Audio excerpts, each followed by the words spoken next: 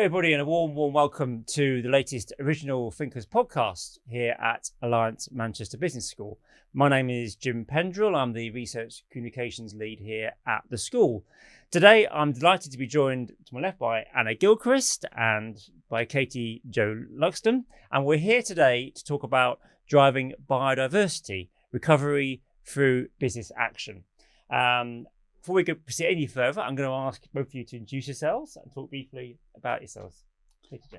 Hi, I'm Katie Jo Luxton. I have the truly brilliant job of being the RSPB's Global Conservation Director, which means I lead our conservation mission, the science, policy and ecology work, but also our international operations for RSPB. My background is really, I started off as a bit of a policy wonk working in government, trying to understand how you create the right frameworks to restore nature, particularly on agriculture was my background. And I've just been very fortunate to have a career that I feel so passionate about that I've been able to have my love of nature and then really thinking about how to fix it. How do we get change to happen for the betterment of humans and the planet, really? Anna. So I'm Dr. Anna Gilchrist. I am a senior lecturer here at the University of Manchester. I'm actually in a sister school, so we're in the School of Environment, Education and Development. And I wear quite a lot of hats, but I guess one of the reasons why I'm here today is that I'm the co-programme director for our brand new MSc in Nature Recovery, Restoration and Rewilding. Okay, great. That sounds fascinating. We'll come on to that definitely later. Well, it's very opportune that we meet here today in February 2026. This week in Manchester, there is being held I'll get the title right by reading it out, the Intergovernmental Science Policy Platform on Biodiversity and Ecosystems Services. Oof, that's quite an acronym, isn't it? But just tell us a little bit about, Katie Jo, what is this meeting in Manchester this week? Because it's not an organisation I'm particularly aware of. I think some have described it perhaps as a little bit like COP, but a somewhat smaller. Just tell us a bit more about what it is and why it's in Manchester. Yeah, so many people have heard of the IPBES on climate change, the Intergovernmental Panel on Climate Change. This is kind of the equivalent for nature. And this meeting here is the 12th plenary, so the 12th time that all of the 120 countries that signed up to wanting to restore nature are coming together to discuss the latest assessment. And they've done lots of different assessments on biodiversity and how to recover it, but this one particularly focuses on the interface between nature and business and what business can do to help restore and recover nature. Mm-hmm. I mean, a crucial subject, crucial topic. Do you think enough's known about what their work actually? Because it's not, COP is extremely well known. I think everyone knows about that. This not so well known, maybe. I'd agree. I mean, it definitely with a name like that, IPBES as the acronym. We've got to do a lot more to promote it, but it does underpin all the things that happened at COP. So the discussions that happened in Kunming, Montreal for the latest Convention of Biological Diversity, all of that, the evidence of that came from the IPBES assessment. So back in 2009, there was this report that said 1 million species are at risk of extinction. And that was really one of the first kind of driving forces of change. And I think the important thing about the IPBES platform is we don't want to be debating the evidence endlessly. It's about bringing together the latest assessment of all the evidence and getting agreement on it. Because we'll know from the history of things like tobacco and impact on health, debating the evidence is a way of slowing down the action. So actually, we really want to have an agreed evidence base, and that's what IPBES can do for us. And this time, it also brings that applied nature with policy to it, so that governments can start to coalesce around shared mechanisms and frameworks that will work around the globe. And that's particularly important for business, because so many of our companies are not just working in one nation, they're trading internationally. Mm-hmm. And broadly, I mean, what is the evidence at the moment? I mean, there's a big question for you, but I mean, broadly speaking, where are we at, in terms of this? Well, one likes to be hopeful and positive, but I'm afraid the picture for biodiversity is really concerning. We I've mentioned there are 1 million species at risk of extinction, and that's global. We are seeing ecosystems begin to get to the point of breakdown, and although we know about a lot of the importance of these ecosystems that link into climate regulation, the importance of our corals and sea temperatures, the importance of tropical forests to stabilise the climate, and also hugely important rich biodiversity. Those ecosystems are all still under threat and all still facing declines. So it's a really important moment for the planet to sit up. And you might have seen in the news just a week or so ago, the UK government published the Joint Intelligence Committee's work on the national assessment of risk from ecosystem breakdown. And you see the list of things that we're facing in there, migration, food systems breaking down, wars. They're all things that are starting to already happen. And biodiversity and biodiversity loss is actually at the root of some of those really big, frightening changes that we face here in the UK, but indeed globally. Anna, I mean, from an academic point of view, I'm sure these are areas which you've studied an awful lot. Broadly speaking, what would be your view? Do you echo what Absolutely, yeah, I think so. I think actually that point about communication you made about IPBES kind of carries through to nature as well, really. If you spoke to somebody in the street and you said to them, what do you think the biggest environmental threat is that's facing the planet? I think the majority would say climate change. But actually, there's been a lot of work done that's looked at a range of different planetary boundaries. So 9 planetary boundaries that are essentially looking at the critical systems that we depend on from life, and the extent to which we've kind of exceeded the threshold, and the extent to which that we've gone over that point at which we can no longer kind of support both our human life but also non-human life on the planet. And the boundary that has gone the furthest is biodiversity, not climate change. And yet the perception, I think, from most people is that climate change is a bigger risk. And so on that point about biodiversity, I think broadly speaking, there's a bit of confusion probably between what that means and the difference between that and nature. Just help us out a little bit with some of the terminology here. Yeah, so I think that the concept of biodiversity really came out originally from the Earth Summit. That was where it predates that, but certainly this kind of general definition of recognising that it is the sheer diversity of life, which spans everything from the genetic level, and we know how important genetic diversity is, right through to the variety of ecosystems and global biomes. And that's really what biodiversity is talking about. It's talking about the biological diversity. But you're right, it's quite a technical term. And because it's technical, it often gets appropriated and used really as a kind of synonym for nature.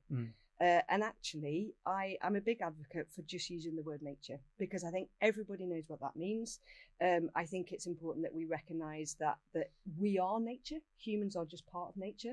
So I often talk about nature and non-human nature, humans and non-human nature. So yeah, I think it's kind of breaking down that boundaries. So biodiversity as a term certainly has its application and its use, but I do think there are some challenges around kind of using terminology that just switches people off and that they don't understand, or it gets misused in other contexts as well. And likewise, which organisations and businesses can understand, which brings on to why businesses, this year, the meeting is focusing on business. What do you think?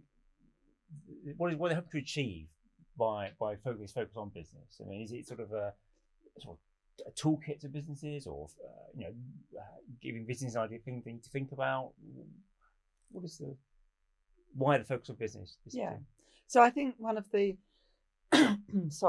one of the key points of doing the IPBES work is to have this agreed evidence platform. And so one of the key things we will get from this is that businesses will be able to understand their impacts on nature, so through things like supply chains, but also the opportunities that exist for business in restoring nature. And that's probably not something that has been talked about as much. So there's a big opportunity in having this report to think about that. We're also then going to see with the policy recommendations that the governments will be discussing and hopefully bringing forward will be approaches to how business can better participate in nature recovery. And at the moment, we know we have between a £5 and £6 billion gap in the funds that are needed to restore nature. And that can't all come from the public sector. We know already that we're not able to meet that with public sector investment alone. So we need private sector to come in and be part of that. But also it's going to shine a spotlight on the things that government is already doing that are perhaps not helping. They're kind of driving investment into the wrong areas, or public sector funding is actually funding subsidizing damaging activity. So we're hoping some of these things will be flushed out and then help to create the framework that will be supportive for business to participate in nature recovery. I mean, I presume a lot of businesses are already sort of looking at this, already doing things. I mean, you all know, you can perhaps come on to some examples of best practice. But I guess the idea here is that there's far more that many others could be doing as well, that maybe haven't even really thought about it seriously. Is that kind of where we're at? Because I mean, a lot of companies are, doing things, aren't they? Yeah, so a lot of companies have started to see both the kind of risk and resilience aspects of their business, and starting to see that if nature is declining in the areas that they value, this is a serious business risk to them, and how do they participate? We've also got issues like flooding becoming more common, and areas of the country not being able to get insurance. So you could reach a point where insurance industry doesn't really work because there are so many uninsurable risks. So people don't go for insurance. So a lot of the companies that are really stepping up and looking at this now are insurance companies, the banks, because they want to see more resilience in their economic model. But we need it to be hardwired through the whole of the economic model. And that's the big change, that we need to see. And hopefully IPBES will give us the common tools, the common language, and some of the frameworks that can be applied internationally that we can all get behind. Yeah, I mean, that's actually that point about it being hardwired, and the frameworks is important. I mean, there's also a lot of academic work in this area, and there's Professor Paolo Catroni based here at the school. He's written about the importance of nature on the balance sheet and actually reflecting it as a part of the auditing process. These sort of ideas, they are gaining traction, aren't they? But I guess we've got a way to go. Yeah, I think, and that is partly what IPBES is about. The amazing thing, as Katie Jo said, is that ability to look across global research. You think how many academic papers are published each year across the world, and they're looking at the ones that we can coalesce to say that where the certainty is around this and where the gaps are. And I think that's one of the huge advantages of IPBES, is securing that evidence base. And the huge challenge is that there is an enormous amount of positive work, but it is still piecemeal, and on the whole it's opportunistic. So it's where businesses see the opportunities, or maybe there is such a risk that they feel motivated to act. But actually, I don't think there is that general appetite at the moment to do this. And I think the risk is that we kind of see this as such an urgent thing that government should act, and therefore we'll wait for this policy. We're going to wait for governments to kind of dictate what needs to happen, and that is going to be too slow. We already know that our responses to climate change and biodiversity loss are not happening at the rate we need. And actually, I think business is a brilliant example of what can happen, because they're innovators, right? That's kind of what they're set out to do. So they're actually amazing at responding, seeing short, medium, and long-term risks and responding to those much better than governments are. So what are the barriers at the moment for businesses? You mentioned there, there's a lot going on at the moment. Businesses face economic pressures, etc. So what are the barriers that stop them from perhaps putting this? Yeah. How long have we got? Oh, not. No, I'm joking. Briefly, I mean, there are a lot. I think there are a lot. And I think one of them is definitely about how we account for biodiversity. So, or nature, as you should maybe say. So, if we think about carbon, that is a single entity that is really easy to quantify and calculate. And generally, you can see it in terms of stocks and flows. Biological diversity is far more complex than that. As we've already said, it covers multiple scales, from the genetic level right through to biomes, kind of significant chunks of the planet. And ecologists are still struggling to work out how we actually measure and quantify biodiversity. So if ecologists are struggling with that, how do we then actually communicate that into a measurable, auditable form so that businesses can operate? So that's a barrier. I think demonstrating the relevance to a lot of businesses. If you're a water company, you can see why it is relevant for a water company to want to have the ecosystem services, the benefits that nature provides to us, because they need potable water ultimately. But if you're a software company or a law firm, how is nature relevant to you? And I think trying to communicate to those businesses that are operating where risks and are kind of further down the supply chain is much harder to do. So there's a couple of them, but there's probably more. There's probably more, yeah. I mean, is there a sense, Katie Jo, that the governments have rather followed in this whole debate? The organisations are waiting for sort of things to happen, and then, well, how long do they wait? Before Yeah, I mean, we're here today with a big intergovernmental process. The IPBES is an intergovernmental process that we are hoping something is going to come out of. But it takes a long time. This is a rapid assessment. And I mean, that's taken governments 3 of years. all colour over many years. It's taken a long time. And I think we've probably put too much store in expecting our politicians and our governments to lead. I think increasingly I look back at what's happened since the Earth Summit in '92, and really there hasn't been as much leadership as the scale of the challenge requires. So we need others to step into that space. And businesses, as you say, much better at innovating, moves much more fleet of foot, is able to respond rapidly. I think the NGO sector and civil society has played a really key role, but again, finds it really hard to scale up. We've got some brilliant examples of projects that offer great hope about how to fix this really big challenging crisis around the loss of nature, but they are just projects. What we need is kind of scale, and we need systems, and that's where I think business can really help us, and then governments will follow, I think. How do we turn a dial? Really, in a meaningful way. Is it the communications around this as much as anything? How do we get far more organisations to sort of? You mentioned there those perhaps aren't most obvious in terms of their. Let's say professional services, people in offices, they think, well, what's relevant for me? Are there other sort of perhaps things we can do to help turn the dial? Well, I think that, there's lots of things we can do. Us humans have spent most of our evolution outside. So we have a very deep-seated need for nature. And most people feel relaxed when they're in green, biodiverse space. And I think what we've got to do is really connect the public back up with nature so that they can feel that personal connection and passion and want to be part of the big solution to solve it, and to put pressure on political leaders and to make the right choices in terms of the consumer products they're purchasing, and making sure that those have a good environmental footprint. So I think there's the comms end and the engagement end, but I do think systems really matter here. So and this is why we need this collaboration between business and government, because until you hardwire nature into decision making, it will always be an externality for business, one that you can get for free.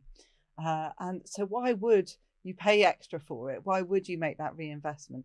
So I think having the systems and the policy frameworks that will enable business to invest, and we've got a really pioneering example has been set up here in the UK called Biodiversity Net Gain. So this is a system. It's not perfect yet.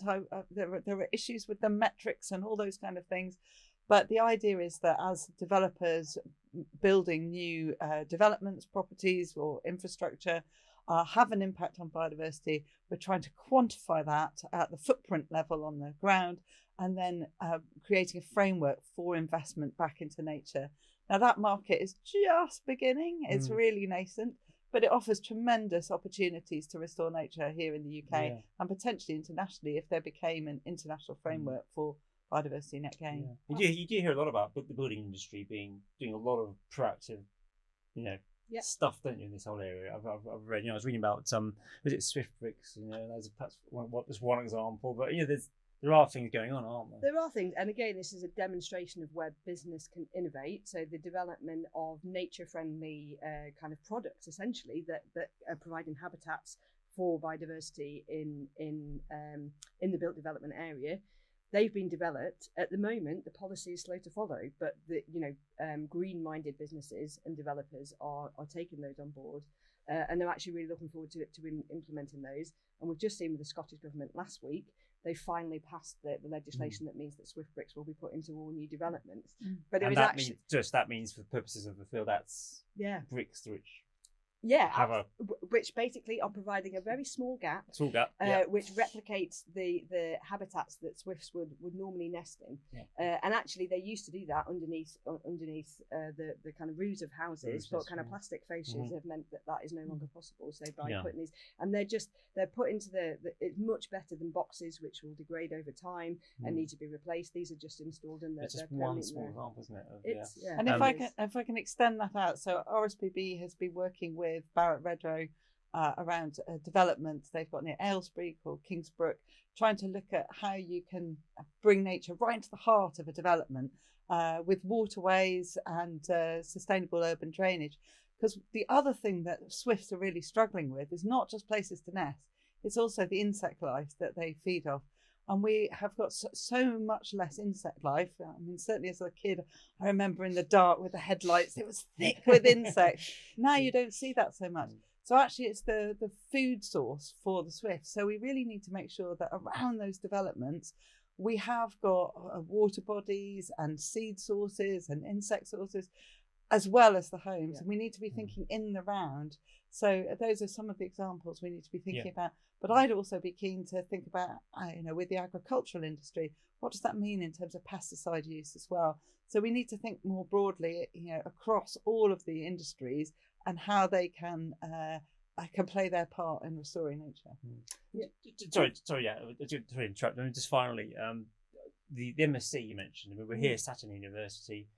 We talked there about the turn the dial, but also the importance of perhaps tomorrow's business leaders being as well aware of these subjects, because they are. Many surveys will say that they're really passionate about climate change and nature, I guess. But the reality is you've got to build curricula which actually then teaches them as well the skills they're going to need. And which brings the MSc. Just talk to us briefly about this new MSc here. I think you're absolutely right. I think for a very long time, nature has been something that actually has been quite an exclusive club. And actually, if you couldn't identify X number of birds or all these species of butterfly, you kind of felt excluded, like a bit of an imposter in the nature space. And I think it's really, really important that we recognise that everybody actually has a connection to nature. We know every human has an innate connection to nature. It's called biophilia. And you only have to plonk a child in the natural environment to see that. But evidence shows that as children get older, about the 12, 13 stage, if anybody's got teenagers, they'll recognise that there's a shift away from nature. They kind of become disconnected. And in the most nature-connected countries in the world, they refine that connection as they enter adulthood. And what we really need to do is kind of tap into that. So in terms of the curriculum that we're offering on the new MSc, that is about ensuring that we're not just teaching the natural sciences. We're absolutely trying to bring in across the disciplines. So it very much is a mixture of the natural sciences and the social sciences, so that we don't just have people that understand nature, but they can actually go out and advocate for nature to other people. And the other thing that we've ensured is that there is no disciplinary requirement for our incoming students. So you do not have to have studied anything specifically in terms of environmental science or ecology or zoology. So we made it across the board, and we have in our first cohort students who have done law, business, linguistics, art, history, and 50% of the cohort are people with that background and 50% with a more natural science background. And that blend is amazing, because if we can embed that from childhood through to high school, we've now got the natural history GCSE, and actually starting to make degrees that really demonstrate whatever you do, there is a relevance to nature. Then we're sending advocates out into whatever career they want to go into. That's fascinating. You've got that's such a broad mix of professions. And it's the MSc. What's the title of the MSc? Nature Recovery, Restoration and Rewilding. NR3 for short. Okay, that's it. University. Okay, just finally, perhaps some closing thoughts. Katie Jo, I mean, are you optimistic about the next sort of 5-10 years in terms of this agenda and businesses really embracing this? Well, so if you work in nature conservation, you have to be an optimist. And although, the big picture is really quite scary, there are so many good examples of restoration. every project that I've visited in the last year, I've been really inspired by, the skills of the people, the aspirations they have. The challenge really is, how do they scale it up? So the opportunity I see from IPBES in really bringing business into this conversation is they can help us do this at scale and help us find more measurable ways of understanding our impact. So this feels like the moment that business joins the conversation, where we get some of that kind of spark of innovation that the Alliance Manchester Business School has been so famous for, as I've been reading about since I've been here in Manchester. So this feels like the start of something. So yes, I'm very optimistic. That's a very, very fitting way. But Anna, my final word. Yeah, I was just going to say, I totally agree in that actually it is easy to kind of get depressed. But if we look at the pace of change that we have actually already realised, if you'd asked me 10 years ago we were going to have beavers living wild in every country of Britain, no, I wouldn't have thought that was possible. Rewilding has really caught the imagination of people around the world. And I think, we need to ride on the back of that to really make a change. Well, thank you both for a fascinating discussion. We could have been here for a couple of hours, I think, discussing this, but it's been lovely to speak to you both, and many thanks. Yeah, thank you very much.